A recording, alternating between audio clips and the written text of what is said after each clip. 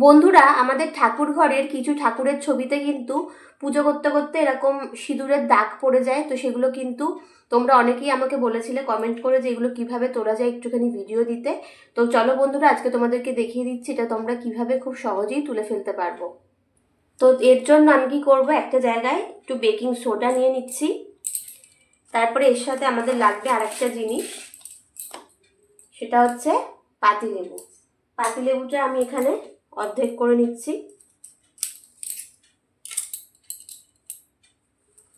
এই পাতিলেবুটা আমরা এখন কি করব, বেকিং সোডার মধ্যে এইভাবে লাগিয়ে নিয়ে যে ছবিগুলোতে এরকম সিঁদুরের দাগ পড়ে গিয়েছে তার মধ্যে এইভাবে জাস্ট এইভাবে লাগিয়ে নেবো। লাগিয়ে কিছুক্ষণ ঘষতে থাকবো, দেখবে সিঁদুরের দাগ সমস্ত উঠে পরিষ্কার হয়ে যাচ্ছে।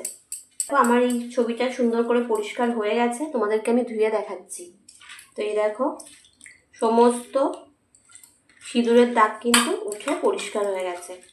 বন্ধুরা, কি সুন্দর পরিষ্কার হয়ে গেছে, সমস্ত সিঁদুরের দাগ কিন্তু উঠে ঝকঝকে পরিষ্কার হয়ে গেছে। তোমরাও এইভাবে করে নেবে। ঘরে নেল পলিশ তোলার রিমুভার যদি শেষ হয়ে যায় তখন তোমরা খুব চটজলদি কিন্তু অন্য একটি উপায়ে নেল পলিশ তুলে নিতে পারবে। তাহলে কিভাবে তুলবে দেখে নাও। তার জন্য আমাদের লাগবে একটু বেকিং সোডা, আর বেকিং সোডার মধ্যে আমরা নিয়ে নেবো যে কোনো টুথপেস্ট। অল্প একটু যে কোনো টুথপেস্ট নিয়ে নেবো।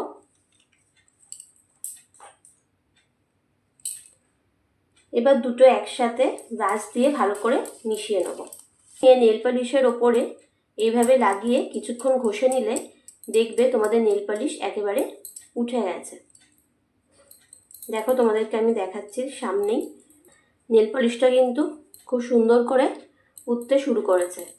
কিন্তু আমাদের ঘরে রিমুভার শেষ হয়ে যায় নেল পলিশ তোলার সময়, আমাদের হঠাৎ করে মনে পড়লে তখন কিন্তু তোমরা চটজলদি এই টিপসটা অ্যাপ্লাই করে তোমাদের হাতে নেল পলিশ কিন্তু তুলে নিতে পারবে। দেখো কত সুন্দর কিন্তু নেল পলিশটা উঠে গেছে।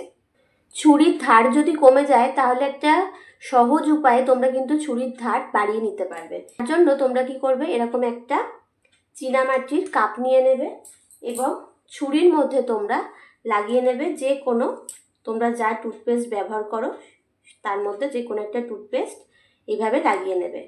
নিয়ে এইটা তোমরা ঝাড় কমে গেলেও এই টিপসটা অ্যাপ্লাই করতে পারো। এছাড়া যদি চুলের গায়ে জং পড়ে যায় এইভাবে তোমরা কিন্তু সেই জংও পরিষ্কার করে নিতে পারবে। তারপরে চীনামাটির কাপের পিছনটা এইভাবে ঘষে নেবে। ঠিক এইভাবে আমি যেভাবে দেখাচ্ছি সেইভাবে ঘষে নেবে। দেখবে তোমাদের ছুরিতেও খুব সুন্দর ধার হয়ে যাবে, আর ছুরির গায়ে যত মরচে পড়ে যাবে সেগুলোও কিন্তু খুব সুন্দর করে পরিষ্কার হয়ে যাবে। বন্ধুরা, আজকের টিপসগুলো কেমন লাগলো অবশ্যই জানিও, এবং ভালো লাগলে ভিডিওটা বেশি বেশি করে বন্ধুদের সাথে শেয়ার করো। আজকের মতো তোমাদের সবাইকে টাটা।